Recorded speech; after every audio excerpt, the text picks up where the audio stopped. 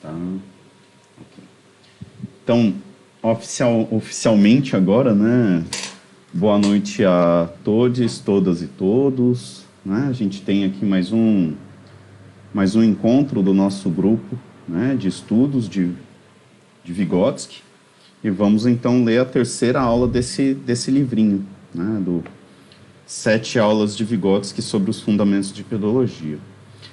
Como tem bastante gente nova no grupo, né, só para lembrar que no primeiro vídeo do grupo nosso, eu faço um resgate histórico, né, do Vygotsky e do livro, e também tem o curso que que eu dei junto com a professora Gisele Toasso, o professor João Batista, a professora Priscila, né, a professora Isabel, o Hansel. E aí tem algumas aulas bem extensas daí, né, sobre o contexto histórico e tudo mais, né? Vocês acham nas playlists lá tá dando erro aí na gravação do Dropbox? Entendi. Ainda bem que eu estou conseguindo gravar aqui, então. Vai tentando aí. Então tem lá no canal do YouTube, né? Tem também a playlist lá do curso Fundamentos de Psicologia Vygotskiana, que quem quiser tem bastante material lá também, tá? Então tá um nível bem bacana. Então eu vou apresentar rapidinho, né, o texto, né, os pontos principais do texto. Inclusive foi muito interessante porque no encontro de sábado o Renato apresentou e ele escolheu, eu já tinha montado minha apresentação, né? Ele escolheu pontos bem diferentes para enfocar, né? Então por isso que eu acho que é legal ter mais pessoas lendo, trazendo, né?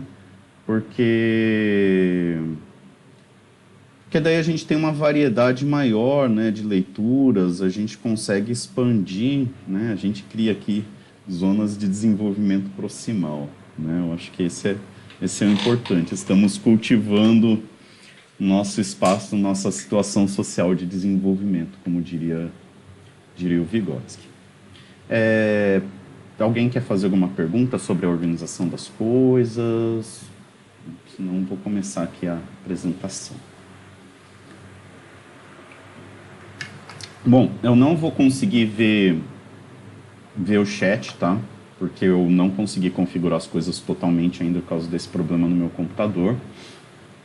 Então, depois eu olho o chat, tá?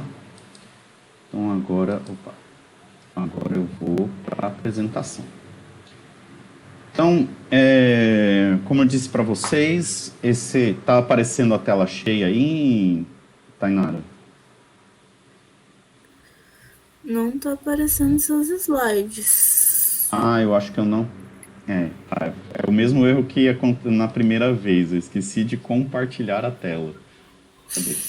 Né? Eu tô gravando a tela, quem fosse ver no YouTube depois ia ver, mas vocês não iriam ver. Cadê aqui? Qualquer coisa, fala que eu passo aqui. Tá, beleza. Só um momentinho. Aqui. Agora eu acho que foi. Tá aparecendo aí a tela? Tá, agora tá. Vou tentar externo também, porque não tá dando. Ok. Então, eu vou apresentar agora, né, a terceira aula do livro Fundamentos de Pedologia, né, Fundamentos de Estudo do Desenvolvimento da Criança, né, Desenvolvimento Infantil. Esse é um capítulo que eu acho muito interessante, porque ele é um capítulo sobre o estudo da hereditariedade e do meio na pedologia, né? É um erro muito comum entre o pessoal na teoria histórico-cultural, né, o pessoal com uma base mais marxista, né, de ignorar o biológico, né? Então, quando o Vygotsky fala que todas as funções tipicamente humanas, elas têm origem social, né? Então, a fala, o pensamento, a escrita, isso não significa que não exista o biológico, né? O biológico, ele é importante, as funções psicológicas superiores, elas são relações, né, de funções psicológicas elementares, né? Então, eu tenho lá, né, surge, né, da linha de desenvolvimento filogenético, da história de desenvolvimento da humanidade, controle das cordas vocais, né, a área de Broca, a área de Wernicke no cérebro, né, memória, etc. Isso tudo tem um peso hereditário muito grande, né? Mas se eu pego um bebê aqui no Brasil, ele vai falar português. Se eu pegar o mesmo bebê e ele for se desenvolver numa família que fale chinês na China, ele vai falar chinês, né? Por quê? Porque ele vai imitar os sons da mãe, a mãe que vai coordenar. Então, é nesse sentido, então, que as funções psicológicas superiores, elas têm origem social. Elas estão no social, elas são internalização do social. Mas isso existe no concreto, né? Então, nós somos o nosso corpo, não se pode ignorar o corpo, né? Então, esse texto, né, nesse texto Vygotsky, que é um texto para a formação de pedólogos, né, de professores da educação, né, psicopedagogos, por assim dizer, né, psicólogos hoje em dia, o Vygotsky ele traz, então, a questão da hereditariedade, né, e o impacto da hereditariedade no desenvolvimento humano e como estudar isso, né? E aí, a primeira coisa que ele aponta é, olha, a hereditariedade na pedologia, ela é diferente da hereditariedade na biologia geral ou na genética. O que isso significa? A gente não está interessado necessariamente em como que se dá, por exemplo, a transmissão dos genes, né? A formação de novas mutações pelo crossing over e assim por diante. Não, a gente quer saber qual que é o impacto, a importância, né? Qual que é o papel da hereditariedade no desenvolvimento, né? E aí, enquanto muitas vezes a genética, né, ela vai se importar mais com características mais simples, né? Como, por exemplo, a cor do cabelo, né? Para a pedologia interessa as características mais complexas, como a fala. Ou seja, são características que elas vão ter uma importância do meio muito grande, né? Então, por exemplo, a gente tem estudos que apontam que algumas doenças, como por exemplo a depressão ela tem uma carga genética. Mas, ainda mais agora com a pandemia, não tem como não se falar que a depressão não é uma doença social.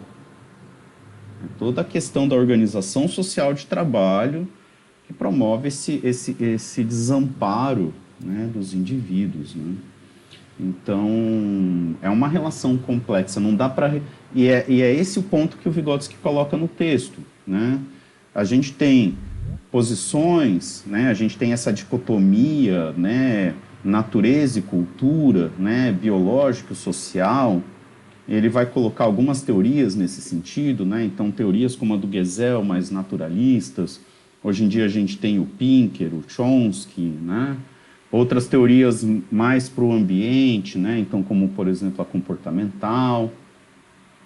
Mas ele fala, olha, a saída é levar não se separa as duas coisas. E aí ele coloca nesse terceiro grupo de teorias como a do Piaget.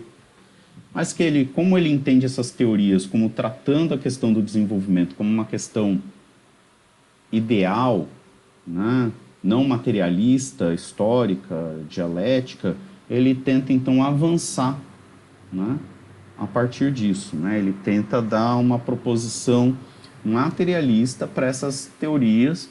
Então, esse debate que muitas vezes a gente vê muito acalorado entre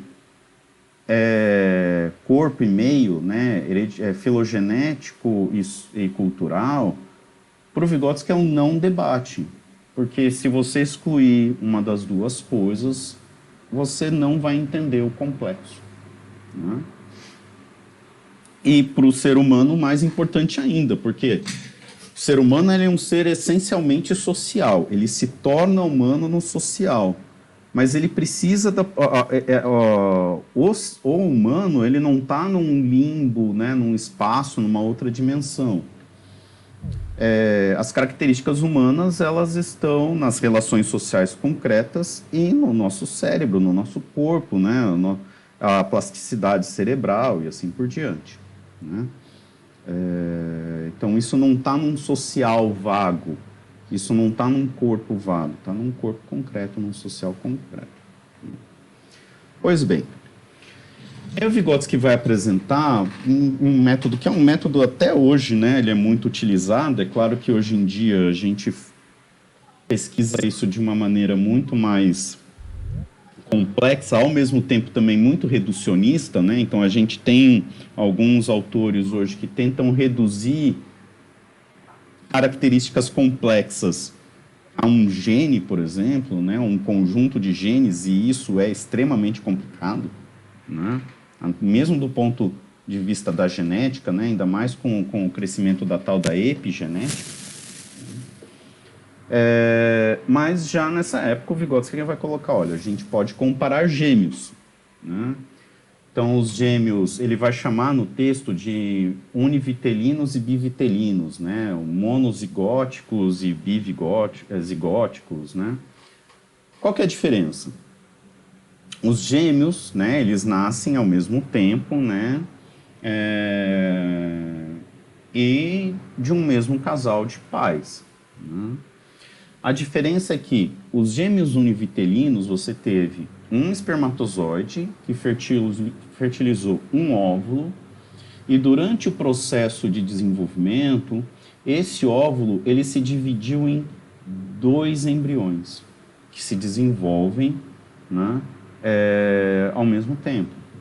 Então, eles têm a mesma carga genética, tá? Mas mesmo o desenvolvimento biológico vai ser diferente por uma série de questões, como eu disse, a coisa é bem complicada. Mas, enfim, a carga hereditária é diferente. Acontece que, às vezes, nós temos 2, às vezes até mais, né? Mas 2 espermatozoides fecundando 2 óvulos diferentes.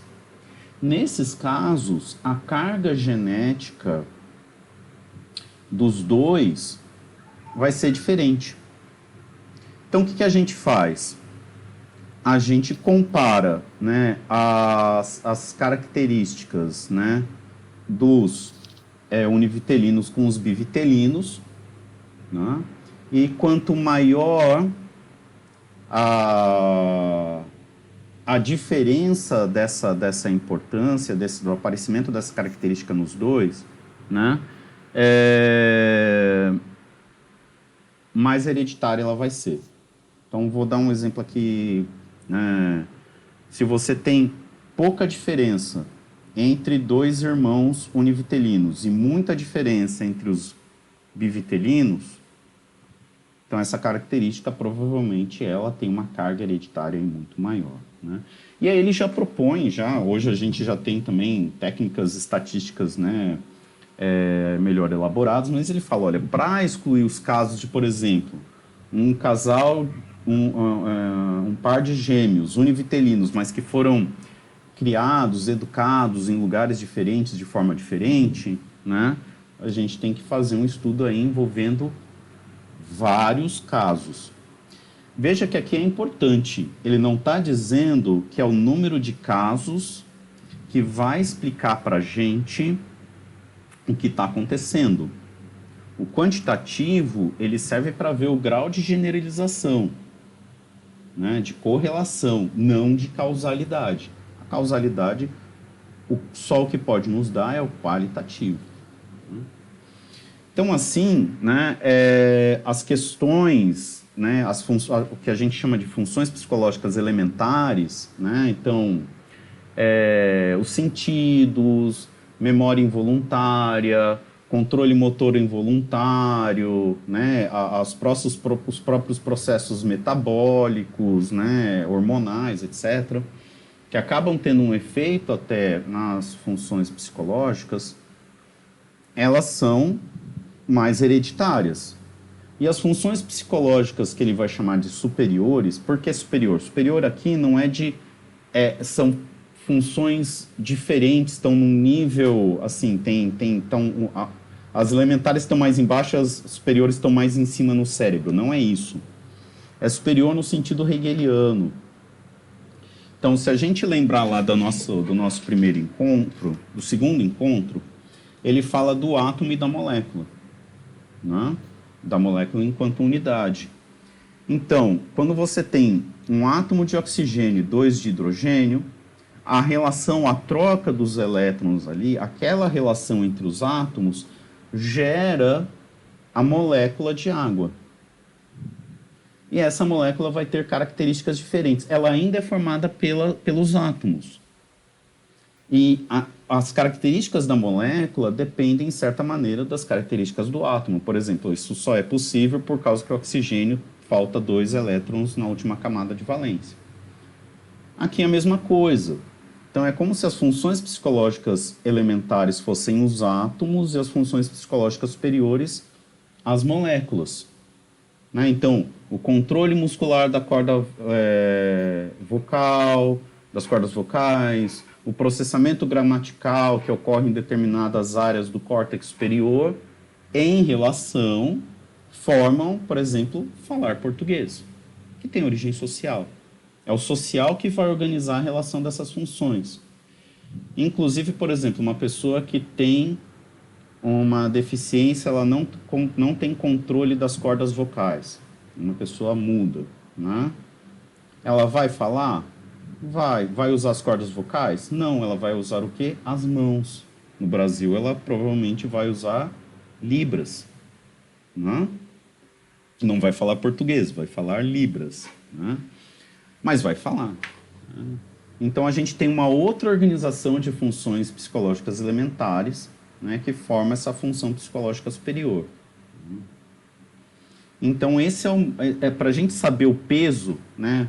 Qual que é o peso que a hereditariedade tem numa função psicológica? A gente faz esse estudo comparativo de gêmeos, né? Que o Vygotsky ele dá a entender que ele mesmo fez esses estudos, né? Mas, infelizmente, a gente não sobrou muita coisa para a gente ter acesso. Então, ele chegou a uma espécie de uma lei, né? Então, quanto mais elementar é a função, maior a divergência dos coeficientes de semelhança entre os gêmeos univitelinos e os gêmeos bivitelinos. Né? Então, o coeficiente de semelhança é ver o quão semelhante é cada par de gêmeos. Se essa, vamos dizer assim, para ficar mais entendível, né? Se a mediana, né, dos gêmeos univitelinos, né, for muito diferente dos gêmeos, né, bivitelinos, sinal que a gente tem essa função, ela tem um peso da hereditariedade maior, né? E se essa divergência é menor, mais ela é influenciada pelo meio.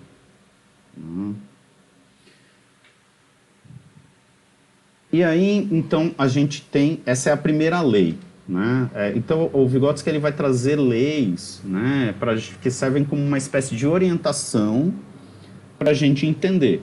Então, a primeira coisa é essa. A gente pode, então, quando a gente, por exemplo, vai fazer uma avaliação psicológica, uma avaliação psicopedagógica, né, ou uma avaliação clínica, né, de uma função, nós podemos ir atrás de estudos de gêmeos para ter uma ideia de o quanto que é o peso da hereditariedade nessa função.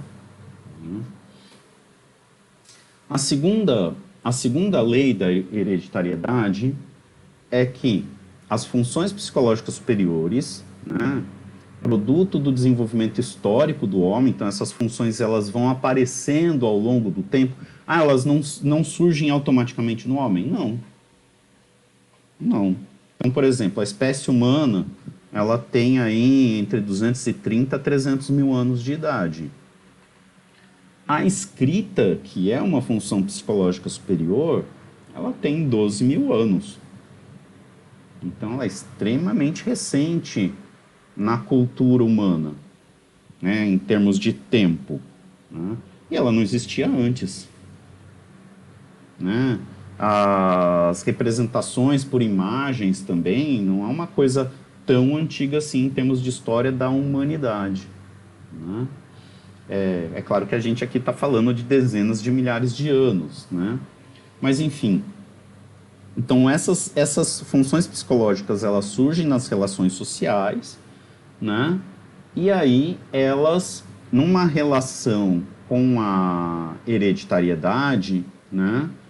Elas passam a ter uma importância maior. Hoje em dia, então, por exemplo, a escrita, ela é super recente no desenvolvimento humano? Inclusive aqui no Brasil, boa parte da população faz poucas décadas que tem acesso à leitura e à escrita. Mas ela é fundamental na nossa sociedade. Né? Então, as funções psicológicas superiores, elas têm uma relação diferente das elementares. Então, enquanto que as elementares é meio que tem, não tem, o grau de desenvolvimento disso, as superiores a gente consegue encontrar outros caminhos, né, outras relações, como eu dei o exemplo da Libras, caso a pessoa seja uma pessoa muda.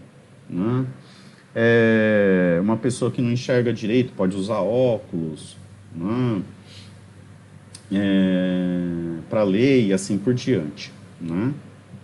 Mas, como eu dei o exemplo lá da molécula, você precisa das funções psicológicas elementares para formar as superiores. Você precisa dos átomos para formar as moléculas. Né? Então, você precisa, por exemplo, para escrever, você precisa de controle motor fino. Né? Pelo menos escrever usando as mãos. Pode ser que pode-se usar outras formas disso, né? Mas, enfim, você precisa de alguma base, né? Então, uma coisa muito importante, por exemplo, é a capacidade de plasticidade cerebral. Né? Se a pessoa, devido a uma deficiência muito grave, muito aguda, ela não tem muita plasticidade cerebral, a possibilidade de desenvolvimento dessas funções psicológicas superiores ela fica reduzida. Isso não significa que a gente não vai trabalhar para promover o máximo desenvolvimento possível, né, e dar qualidade de vida para essa pessoa. Né? Então, falando aqui, por exemplo, dos casos de autismo severo, deficiência intelectual severa, né? Várias questões, né, que afetam de maneira global o desenvolvimento. Aí ele traz uma terceira lei, né? Então, essa hereditariedade, ela não se modifica ao longo do desenvolvimento etário. Ou seja, conforme a criança fica mais velha, os genes dela não vão mudar, né? Óbvio, né? Pelo menos a gente não tem tecnologia para fazer isso. Mas isso não significa que o peso específico da influência genética não sofre alteração.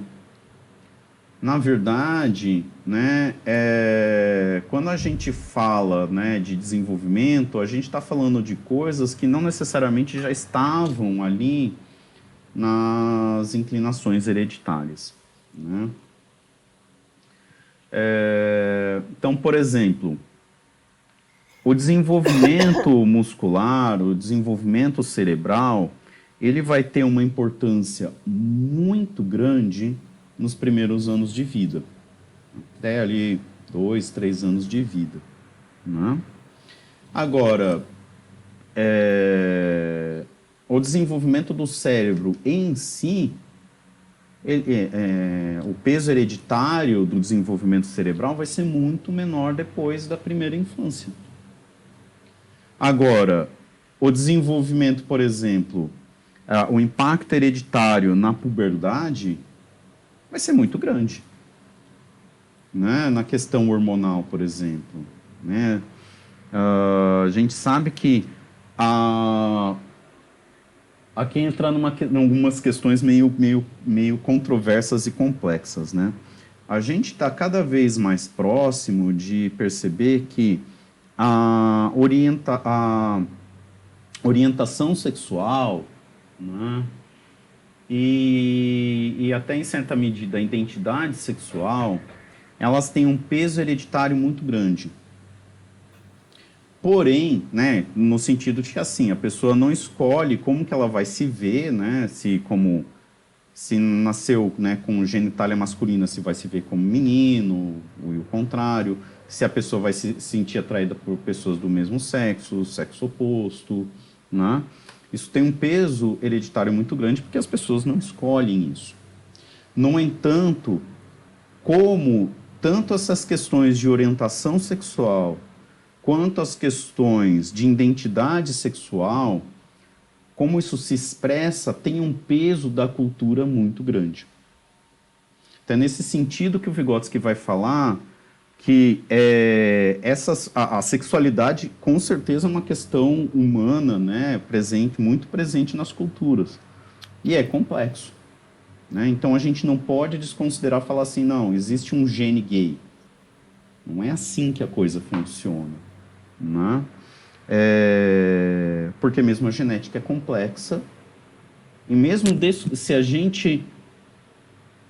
Mesmo que tenha um peso hereditário muito grande, você ainda tem toda a questão social que vai organizar todo esse desenvolvimento. Né? Então, não só, né, você tem uma relação complexa do hereditário, né,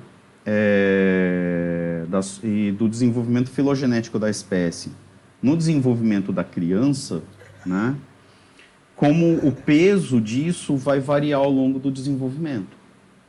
Então, a gente sabe, por exemplo, agora a gente está começando cada vez mais a pesquisar, entender os processos de envelhecimento e está se percebendo que também questões hereditárias influenciam. Né? Então, questões cardiovasculares, por exemplo. Então, tem que se levar isso em consideração também. Né? Bom,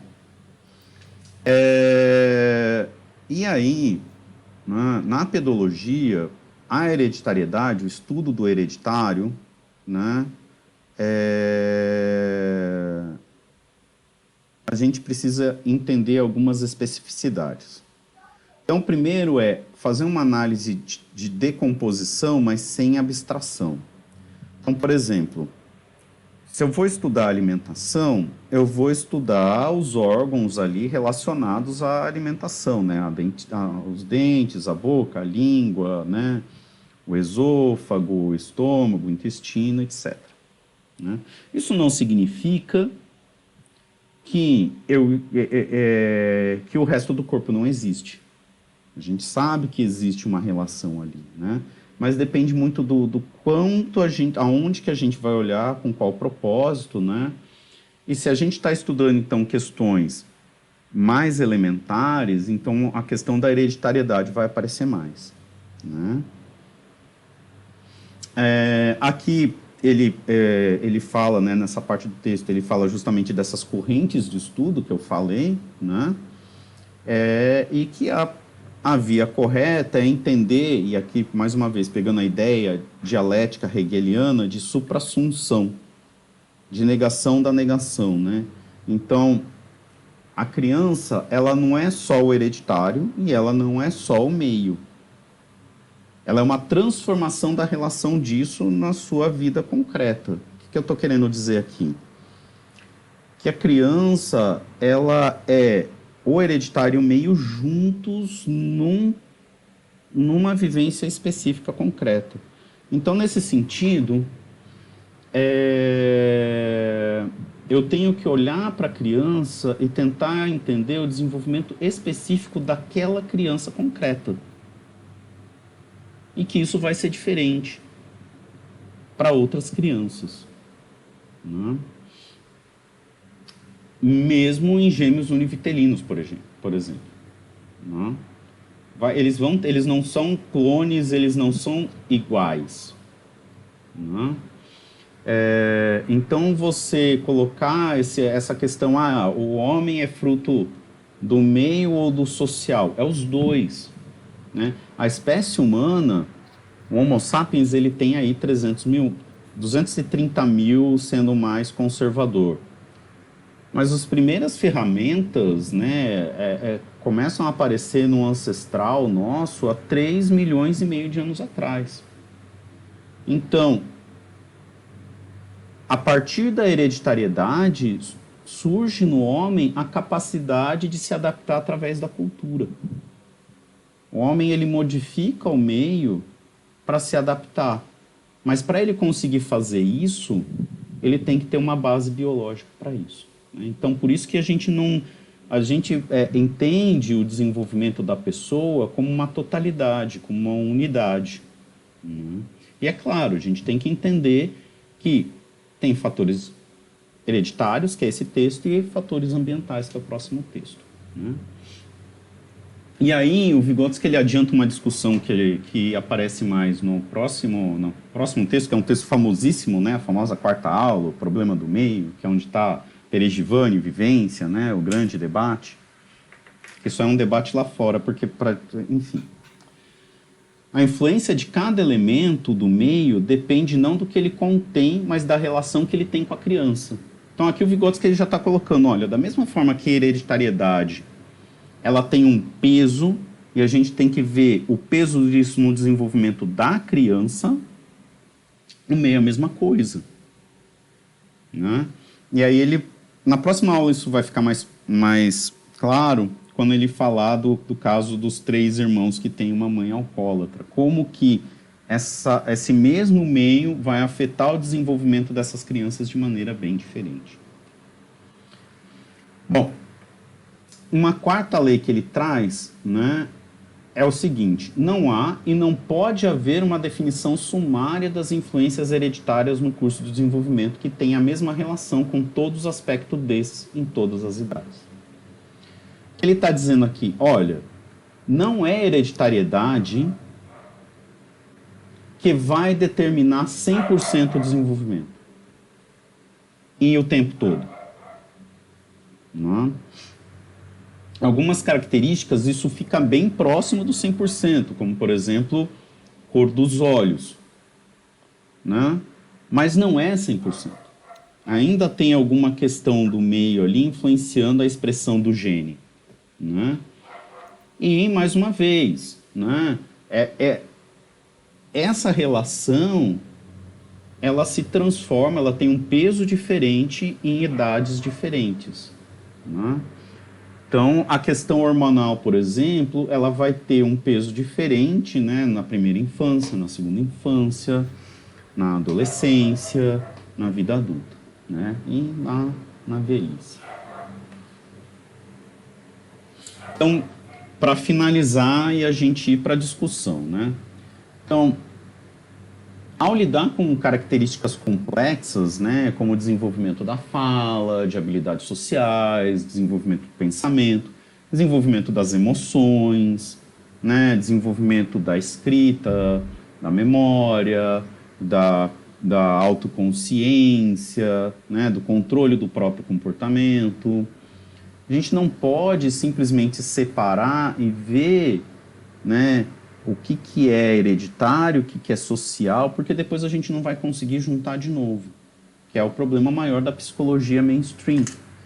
É o problema de se estudar as coisas por elementos. A gente tem que entender que essas coisas estão em relação. E é importante buscar uma unidade, buscar onde que vai estar um processo importante para a gente entender, né, esse desenvolvimento. Que é o que a gente viu na aula anterior do método de de estudo de intervenção, né? Mais uma vez, a hereditariedade ela participa do desenvolvimento, por menor que seja o peso específico relativo nesse caso concreto.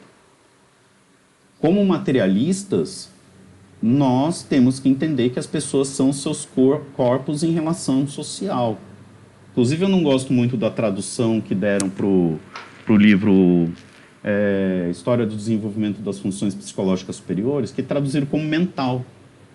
Mental parece que está numa mente, numa outra dimensão, né? Tem uma alma, um espírito. Não, nós somos o nosso corpo, que existe numa realidade objetiva, né? E a gente é determinado pelas nossas relações sociais, né? Mas isso vai afetar a gente também. Se eu, por exemplo, se eu sou um cadeirante, né, que nasceu com um problema que eu não consigo andar ou não, isso vai interferir nas relações sociais que eu estabeleço. Não é?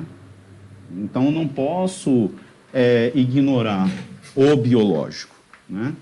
Então, o desenvolvimento ele contém sempre, numa unidade mutável, aspectos hereditários do meio. As pessoas mudam ao longo do tempo, o corpo muda ao longo do tempo. Hoje em dia a gente sabe que os genes, né, a epigenética que eu estava falando para vocês, os genes são ativados e desativados, né, dependendo de uma série de fatores extremamente complexos, né? A gente sabe que, por exemplo, a alimentação da mãe, que é uma questão cultural, afeta no desenvolvimento do bebê durante a gravidez, que é uma questão extremamente, né, tem uma determinação hereditária muito grande. Então, a gente tem que encontrar, né, qual que é o problema que eu estou tentando trabalhar aqui e tentar ver, né, tentar entender o que está afetando ali as questões para eu conseguir ter uma ideia melhor de intervenção, né, e de como trabalhar, encarar certas coisas, porque as coisas têm limites, né? Então, por exemplo, só para fechar, a gente cada vez mais, né, fica mais claro que o autismo tem uma carga genética muito importante, mas ainda temos abordagens que entendem que o autismo é, por exemplo, uma rejeição inconsciente da mãe. É muito complicado, né? Então,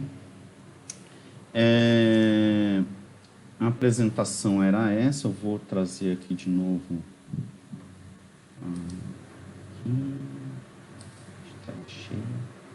Então, pessoal, eu acabei a apresentação. Quem quiser fazer perguntas, comentários, acha que tem alguma parte que chamou a atenção, que queria falar um pouco dela, tem alguma dúvida, fiquem à vontade. Pode mandar no chat se não quiser falar, se não quiser abrir a câmera, ou pode, né, se tem a mãozinha ali, só clicar para apertar a mãozinha que daí eu passo a palavra.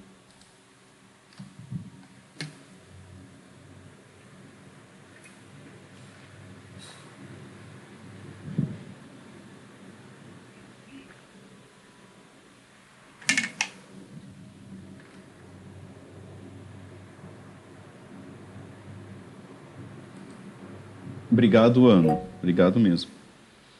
Pode falar, Wisney. Professor, eu queria que você explicasse um pouco mais sobre essa questão da hereditariedade, né? Dessa diferença das ciências, tipo, da questão da própria biologia. Então, a hereditariedade, por exemplo, na biologia, a biologia ela vai estar muito mais interessada, por exemplo, em como que determinadas características elas se espalham, né, numa população, né?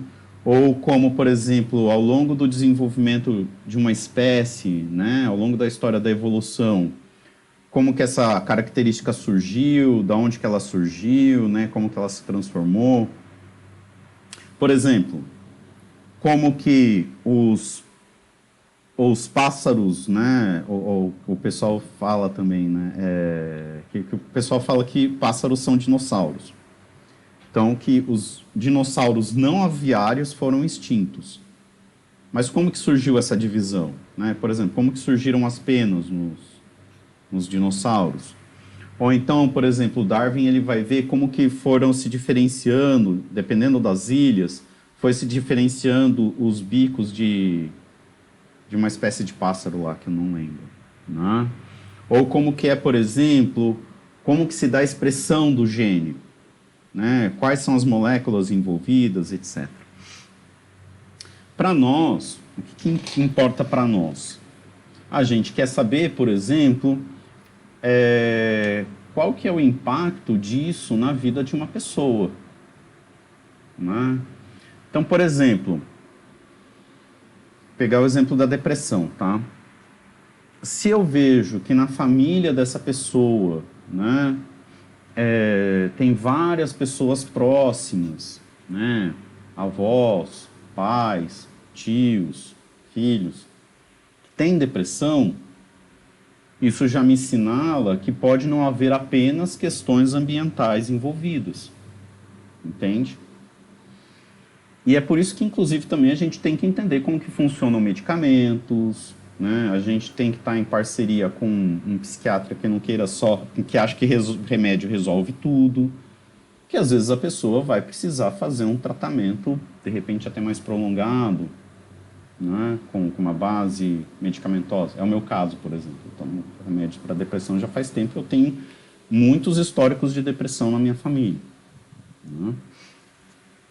Mas já teve épocas que eu consegui reduzir bastante a medicação, quase parei de tomar medicação. A expectativa pré-pandemia era que eu ia parar de tomar medicação. Mas aí veio a pandemia e ferrou tudo, né?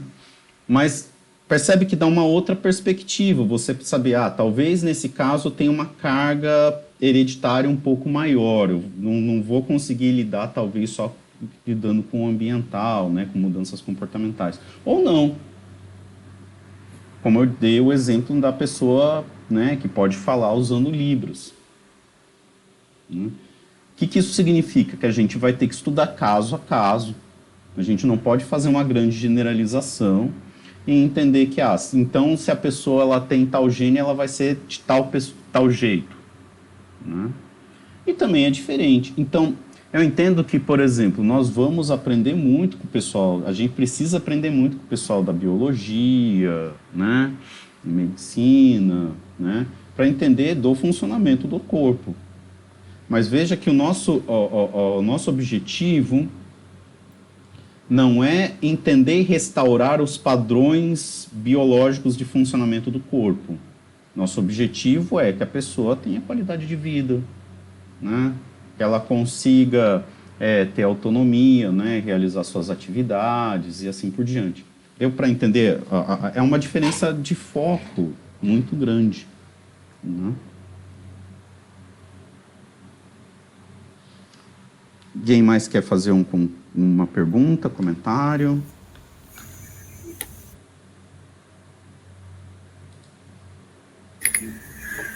Professor, já tá pegando esse gancho aí que o senhor falou sobre os mudos, né? Mas quem utiliza mais Libras, geralmente são os surdos ou os deficientes auditivos. Porque, bom, pelo menos é mais reconhecido por essa parte, né? Que eu fiz um trabalho sobre. Para vocês terem uma noção, tanto quanto a educação, quanto a psicologia, a Libras é muito nova. Acho que ela surgiu em 2002, se não me engano. E, assim, eu fiz um projeto, eu tô falando que eu fiz um projeto no passado, então eu sei algumas coisinhas. E, assim, nessa questão, é uma dificuldade que, falando, né, em qualidade de vida e afins, que o surdo, o deficiente auditivo, ele não vai ter só uma questão, assim, que nem a gente. Por exemplo, a gente tá conversando aqui, socializando aqui, tranquilamente. Só que para a comunidade surda, isso é um pouco mais difícil, porque a maioria das pessoas não sabe Libras, né? Inclusive, assim, eu sei poucas coisas, né? Eu tenho o batismo de sinal, que é basicamente que nem a gente tem o nosso nome, para quem não sabe, tipo. E foi através de um surdo, inclusive, porque a minha professora do curso de formação de docente de Libras era intérprete. Então, a gente teve, um pouco antes da pandemia, a gente teve essa experiência, muito boa, inclusive. E só para vocês terem uma noção, no Brasil a gente tem mais de 9 milhões de pessoas surdas. E no mundo são mais de 500 milhões. Então, a gente fala... Agora tem um assunto sim que está em alta, né? Acho que desde 2017, mais ou menos, está muito em alta Libras. E, inclusive, aqui na escola que eu estudava, abriu o curso o Selene Libras no período noturno. E agora, antes era 1 ano, agora aumentou para 2, que eu acho muito bom.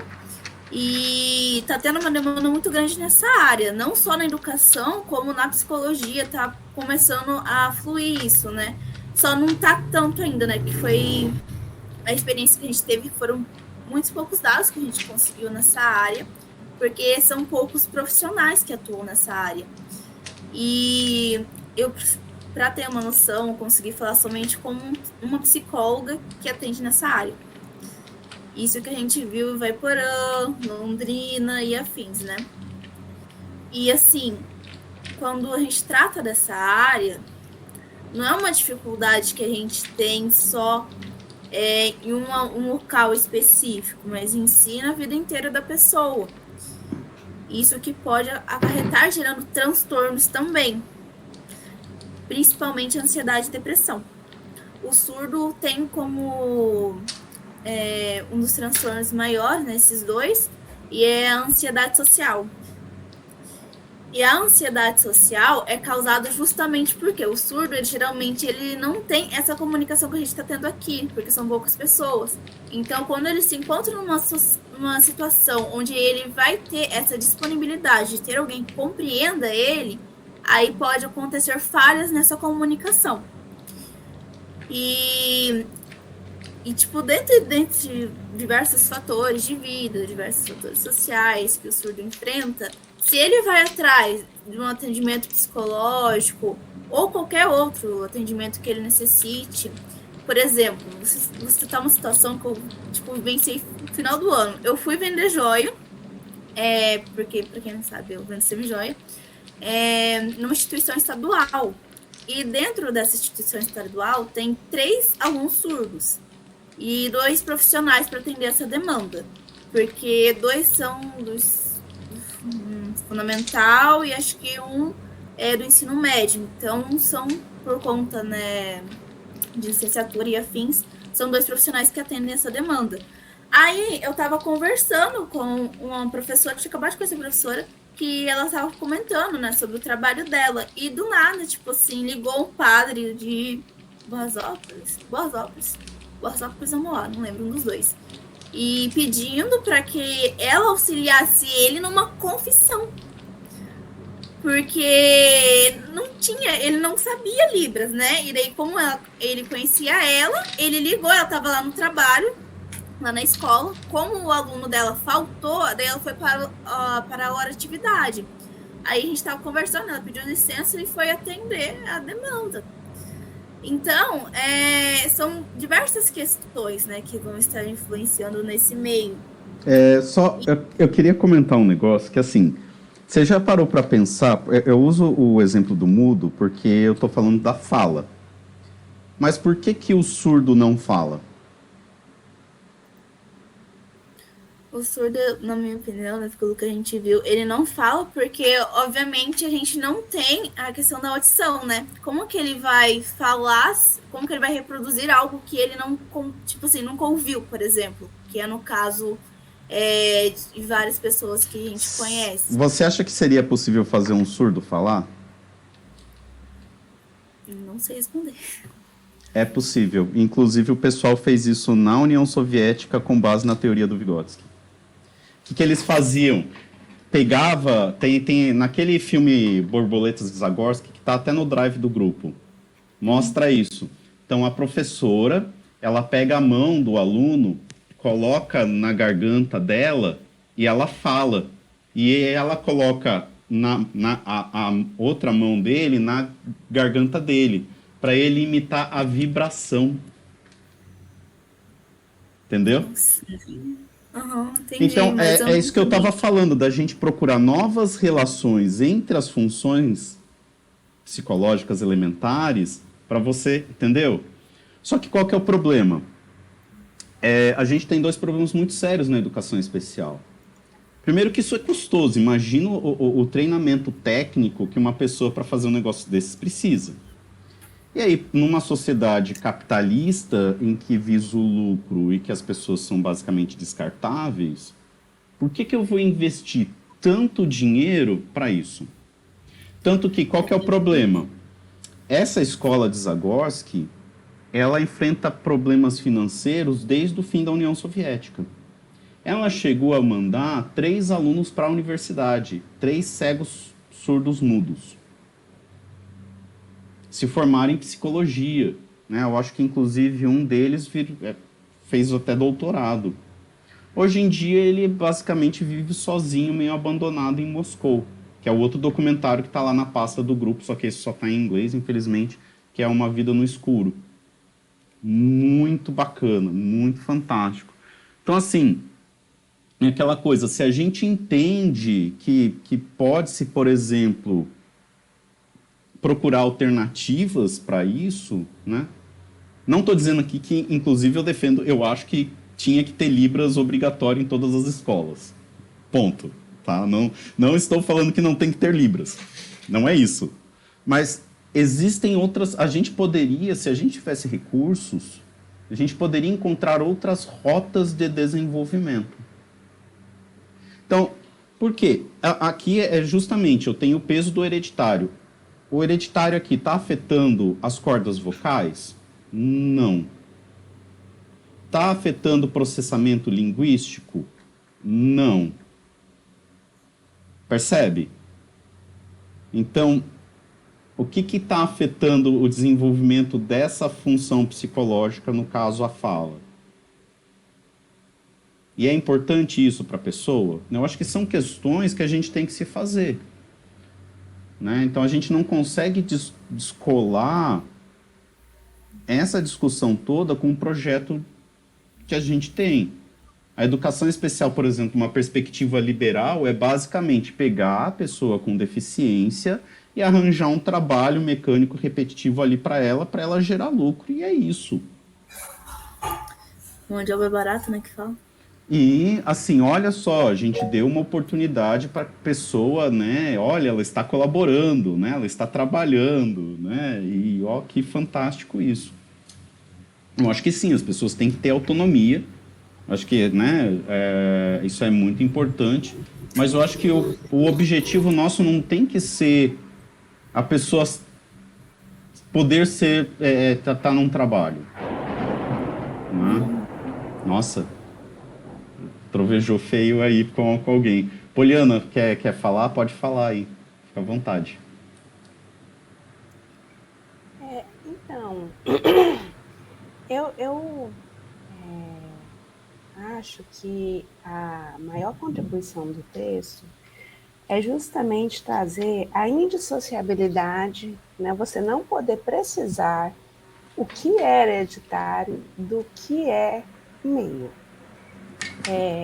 Eu vejo que na educação, e principalmente na educação especial, há uma grande tendência a entregar para as causas biológicas muitos problemas que são pedagógicos, entendeu? Então, assim, inclusive, eu vejo um grande perigo quando eu vejo os professores falando da história de hereditariedade com alunos, com crianças, com essas coisas, porque muitas das vezes acaba desembocando num lugar que é o do não envolvimento docente, do não esforço, do não investimento do trabalho docente naquela criança que apresenta aquele contexto, seja o autismo, seja a surdez, seja a cegueira, né, seja o que for, e usa-se essa desculpa, né, assim, não sei se a palavra é desculpa, mas esse motivo. Não, fulaninho, ele hereditariamente nasceu cego, o beltraninho, entendeu? Assim, então, para mim, a maior contribuição, uma das imensas contribuições que o Vygotsky traz é justamente isso. Apesar do fulaninho ter nascido assim, ou assado, cozido,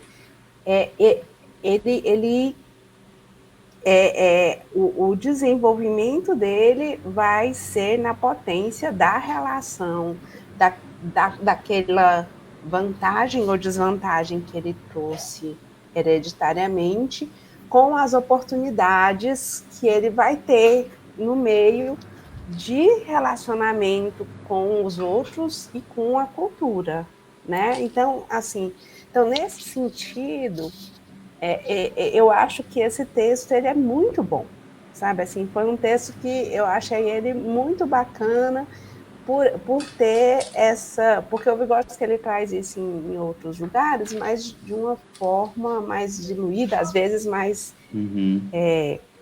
como se fosse uma passagem, né? Rapidamente, nesse texto ele desenvolve a ideia com mais profundidade. Então, eu acho que né, assim, eu trabalho do ponto de vista da educação. Então, para a educação, eu acho que é muito relevante. Bom, não tem como não concordar, né? Infelizmente, a gente, aqui perto de onde eu moro, eu acho que talvez a Tainara conheça, o pessoal daqui do Paraná conhece, né? A gente tem uma cidade próxima aqui, Apucarana, tem o Doutor Ritalina. Basta você ir lá, né? Que você vai receber um diagnóstico de TDAH, né? Se bem que agora não está mais na moda TDAH, né? Agora, antes a moda era dificuldade de aprendizagem, né? Que você tinha a tal da lesão mínima, seja isso o que for. Aí depois o TDAH, agora não é mais o TDAH, é o autismo, né? E o que isso faz? Isso retira, principalmente da escola, a responsabilidade de desenvolvimento daquele aluno. Ele tem isso, não tenho como fazer nada. Sendo que é justamente o contrário, né? Como você colocou, isso tem que ser o ponto de partida, não um ponto de chegada, né? Não, mais uma vez, como eu já falei em outras falas, né? Não aqui culpabilizando os professores também, porque a gente entra na questão de formação dos professores, estrutura, toda a questão dos projetos de inclusão, que é mais uma vez o Brasil pegando uma ideia muito boa e aplicando de uma forma horrenda, né? Então, isso significa que, assim, talvez exista o TDAH como um problema de atenção, etc. Sim. Nessa quantidade? Não. Inclusive, para mim, o problema de atenção que nós adultos estamos enfrentando é porque tudo consome uma atenção por tempos mínimos, né? Então, os programas da TV duram 15 minutos, os comerciais 3 minutos. Agora, no TikTok, a gente olha uma coisa 5 segundos, mais que 5 segundos a gente já está ficando entediado. Então, a nossa capacidade de atenção está diminuindo, né? Então, tem toda uma questão de política aí, né? E agora que estão acabando, né, com todas as políticas públicas, né, de educação especial e etc., estão querendo voltar para os depósitos de pessoas, né? Então, as tais das comunidades terapêuticas, que estão virando os antigos asilos, né? É complicadíssimo isso. É muito complicado. Eu esqueci de responder a Fernanda, eu falei de vários exemplos relacionados às pessoas com deficiência. Tem a ver com a defectologia, né? Que é justamente essa ideia que a gente estava conversando, de tentar encontrar, a partir das rotas de desenvolvimento, das relações sociais, outra forma da pessoa, né, se desenvolver. É assim que o Vygotsky vai tentar avançar nesse campo, né, o que ele vai chamar de compensação. Então, vou compensar a falta de uma determinada função psicológica elementar ou superior com o desenvolvimento de alguma outra função, de um comportamento, ou usando um meio, um artefato cultural, ou uma técnica, ou algo assim. Lá na pasta, no drive do grupo, também tem traduzido em português o volume 5 das obras escolhidas, né, que é justamente sobre a defectologia, né, que hoje em dia desenvolvimento humano com educação especial, tudo meio misturado, assim, né? Mas muito obrigado pela fala, Poliana, muito boa. Realmente é importante. Pessoal, alguém mais quer trazer alguma fala, algum comentário, alguma pergunta? Eu espero ter respondido a Fernanda. Desculpa, eu não tinha visto no chat, tá?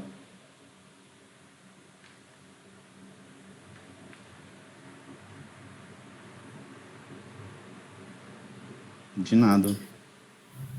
Professor, eu acho assim que uma questão que eu estava conversando com uma professora lá de São Paulo, que uma das minhas... A gente considera como prima, a gente adotou ela, mas ela é amiga das minhas primas. A gente adotou ela como prima, mas enfim, no meu caso. E ela falou que, tipo assim, ela trabalha com, acho que maternal, se eu não me engano. E daí a gente tava fazendo, tipo, as diferenças. Tipo, lá, tipo, não tem, tipo, de estruturas e afins. E daí a gente acabou entrando na educação especial, né? Porque eu trabalho com educação especial e afins. E ela falou que pra ela não existe inclusão dentro da educação. Porque não é fornecido os recursos para isso, né? Digamos que é a falsa inclusão, né? Tipo... Por quê? Porque o aluno tá lá, que nem ela falou assim, eu vou deixar de atender 29 alunos para atender um aluno específico? Então, você tem que analisar qual que é a sua prioridade, porque muitas vezes não vão ter os profissionais qualificados. Aqui, né, no Paraná, eu sei, tipo, da minha vivência, de quando eu fiz estágio, que para o aluno autista e para os alunos surdos, né, para os alunos surdos ou deficientes auditivos, tem o intérprete, e para os autistas, geralmente, eles colocam um estagiário, entende? Mas não é uma pessoa específica, assim, sabe? Tipo, os surdos, eles ainda têm uma certa relevância, né? Mas quando a gente trata disso, é muito complicado, né? Dentro da educação, não só dentro da educação, mas nos recursos no geral. Que eu lembro que no nosso projeto, voltando, né? A gente conversou com vários professores. Um desses professores, ele é surdo. Ele perdeu a audição com o passar dos anos. Não sei se chegou a olhar o material que eu mandei, mas enfim. Aí ele, né, fez uma mini entrevista com a gente, porque ele consegue falar, porque ele teve esse desenvolvimento, porém, como ele não teve tanta essa articulação, por realmente não existir inclusão na época, então ele acabava ficando quieto demais, e hoje em dia ele consegue falar, mas ele tem muito problema, tipo, ele dói muito, né, as cordas vocais e afins. E ele citou que foi com os alunos que eu comecei, que eu ia dar aula para eles, que eu comecei o ano, né, 2020, entrou acho que em março, a pandemia, não lembro como foi exatamente, mas a gente começou a fazer os estágios, e daí eu dei 2 auxiliares na sala, que era 5º ano, e tinha 2 alunos surdos que já eram, tipo, repetentes, tipo, eles já eram adolescentes, já, eu não lembro exatamente a idade. E ele, tipo, é uma questão, tipo, muito bacana, né, da comunidade surda, que eu admiro bastante, que ele vai, tipo, trocando de escola conforme for tendo os alunos surdos, né? Porque não são todas as escolas que têm alunos surdos aqui. Então, quando esses alunos passam por essas instituições, eles colocam Libras na grade. É basicamente isso. É triste escutar isso, é muito triste. Mas é uma questão que, tipo assim, eu estudei, não vou citar nomes da instituição, mas eu estudei na instituição X, e na minha época não se tinha Libras. Hoje em dia se tem Libras. Por quê? Porque eles foram lá estudar um ano lá. A única escola que tem é a escola que a minha mãe trabalha, que é estado e município junto, na mesma instituição. Não vou citar nome, senão vão saber onde é. Mas, assim, e a gente vê, tipo, muito isso, sabe? No curso de formação de docentes, a gente tem muito novo, porque a grade mudou em 2017. E a gente foi ter uma professora habilitada que realmente ensinasse Libras, que é a professora Franciele, que eu não tenho problema nenhum falar com ela, porque ela sabe que eu falo dela. E foi, tipo, em 2019. 2019. Então, acaba sendo muito complicado, porque a gente teve contato com duas realmente profissionais qualificadas para estar atendendo essa demanda. De psicólogos, eu tive contato com um. E todos eles teve a mesma resposta quando eu perguntei o que te levou a buscar Libras. Foi a necessidade, quando apareceu uma pessoa que era surda. E é muito engraçado não, é muito complicado essa situação, né? Porque todas elas foram demandas de trabalho. Porque se você não convive, você só vai, tipo, ter interesse por isso a partir do momento que há uma necessidade disso na sua vida. Então, quando que a gente soube Libras? A gente começou a aprender Libras porque entrou na grade de formação, que foi, né, na 4ª série, no meu caso, foi em 2020. Então, e dentro, em relação com os profissionais entrando na psicologia agora, que eu conversei com uma profissional, inclusive veio de Vaiporã, que ela também, eu tenho autorizado falar o nome dela, que é a Meire, e ela atua na Clínica Humana, que é uma clínica particular de psicologia, entre outras coisas. E aí, a gente conversando, e ela falou assim, não, então eu topei fazer um projeto do governo, e esse projeto do governo atende gestantes de alto risco. E ela atendeu 3 pessoas nessa condição. Uma pelo particular, se não me engano, e 2 pelo público, né? Pelo projeto público. E ela falou, e eu perguntei para ela, nossa, mas como que você atendia, assim, de começo, já que ela falou que não sabia Libras, né? Ela falou assim, eu atendia de forma escrita.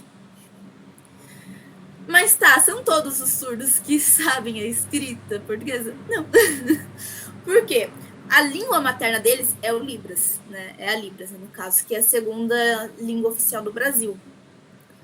Tipo assim, todos nós sabemos Libras? Não, porque a nossa língua materna é português e a língua materna deles é Libras. Isso depende muito, né, das questões, se a pessoa já nasceu surda e entre outras questões. Só um momentinho, gente. Então, e o que acontece? É muito complicado isso, porque como que vai ter uma acessibilidade? Então, realmente não existe a inclusão tão dita pela gente. Porque, se pensa, eles não têm acesso a nada. Se não tiver, que nem da confissão, é o básico. Você, tipo, se você tá num contexto de espiritualidade, né, e afins, os mesmos direitos que eu deveria ter, em tese, o professor Wagner tem que ter também. Aí que a gente entra entre a igualdade e a equidade, entende? Porque as mesmas oportunidades que eu vou ter não vai ser suficiente para todo mundo. E, assim, é muito complicado, né? Que, assim, a minha professora até falou, olha, eu cobro porque eu trabalho com isso. Se eu pudesse ajudar mais pessoas, né, de forma gratuita, eu ajudaria. Só que tem aquela questão também da sobrevivência, né? Então, assim, ela atua, né, como intérprete, né, de forma, né, que ela precisa ter a contribuição dela. Ela citou várias questões de autoescola, por exemplo, porque é mais complicado porque eles não têm audição, mas ainda assim eles conseguem, né, tá atuando, né, de outras maneiras. Porque, assim, se você perde um dos seus sentidos, outros sentidos são aflorados. Tipo assim, eu não tenho audição, mas a visão dele vai ser mais expandida, entende? Mas eu acho que é basicamente isso que eu tinha para falar. Então, o que você está falando é basicamente a questão da importância da gente ter debates e políticas públicas sobre isso. E não se tem, né? Inclusive, a gente está passando por uma série de desmontes da educação. Isso que acontece com o pessoal da educação especial, agora vai ser a norma no ensino médio. Por quê? Não se vai se ter todas as linhas de estudo em todas as escolas. As escolas públicas vão conseguir ter uma, talvez 2. Agora, as escolas particulares das pessoas que conseguirem pagar mais dinheiro vão ter acesso a todas as linhas. Quem que vai entrar nas universidades públicas? Os ricos. Então, é isso, né? Então, a gente não tem como a gente olhar para essas questões, e como a Poliana tinha trazido, né?